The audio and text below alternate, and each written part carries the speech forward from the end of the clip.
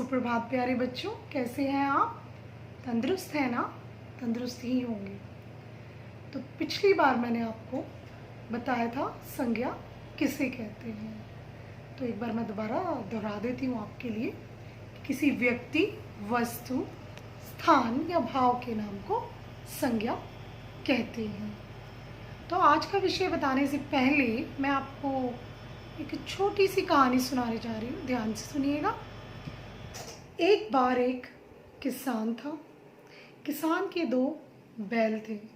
किसान के बैलों को रोज खेत में ले जाता था। किसान के बैलों से बहुत प्रेम करता था।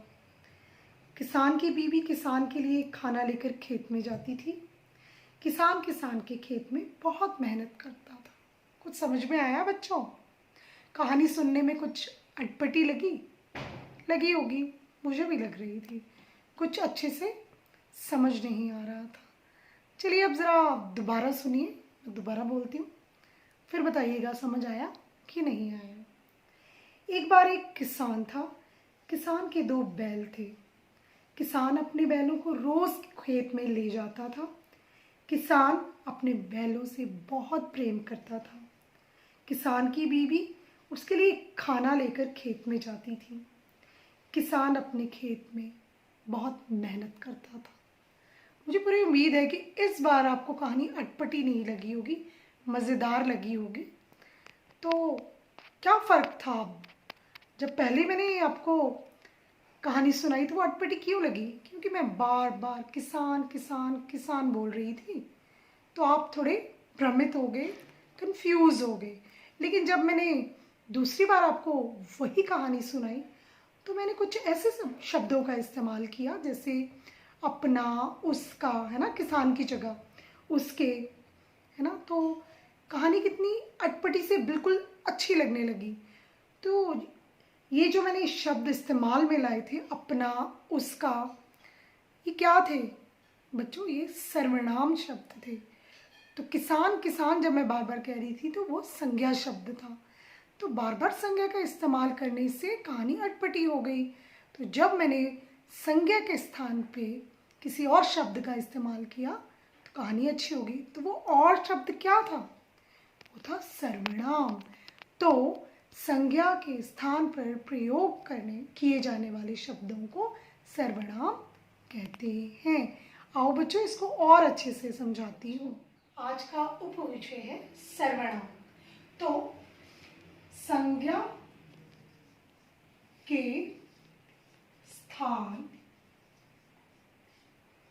पर प्रयोग किए जाने वाले शब्दों को सर्वनाम कहते हैं। तो इसके उदाहरण अगर हमें लेने हैं,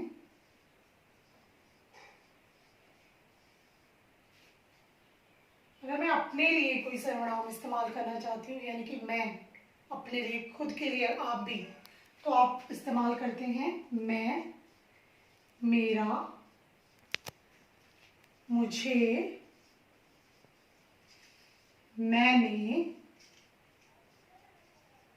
है ना।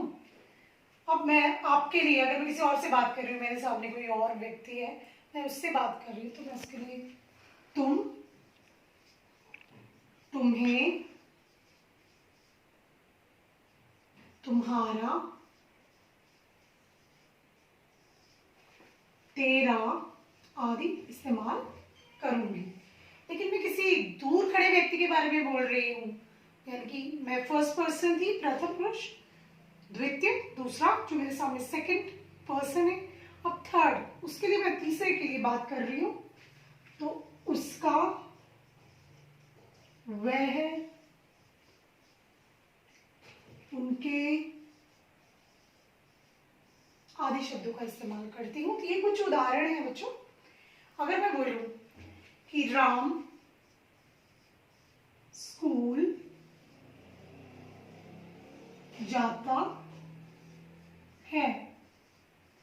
अगर मैं बोलूं राम एक संज्ञा शब्द है तो संज्ञा शब्द को हटाओ और सर्वनाम का उपयोग करो। तो मैं लिख दूंगी वह स्कूल जाता है। तो देखा बच्चों, ये क्या है, ये सर्वनाम है। तो हम ये शब्द किसी जगह इस्तेमाल कर रहे हैं, राम की जगह, संज्ञा की जगह। तो आप समझ गए होंगे कि संज्ञा के स्थान पर प्रयोग किए जाने वाले शब्दों को सर्वनाम कहा जाता है। जैसे कि सबको पता लग जाता है नाम सुनकर ही, सर्वनाम मतलब सबका नाम। तो सब नामों की जगह जो शब्द आते हैं तो उन्हें सर्वनाम कहते हैं। मुझे पूरी उम्मीद है बच्चों कि आपको संज्ञा व सर्वनाम में अंतर समझ आ गया होगा और आप अब संज्ञा भी आसानी से पहचान लेंगे और सर्वनाम भी।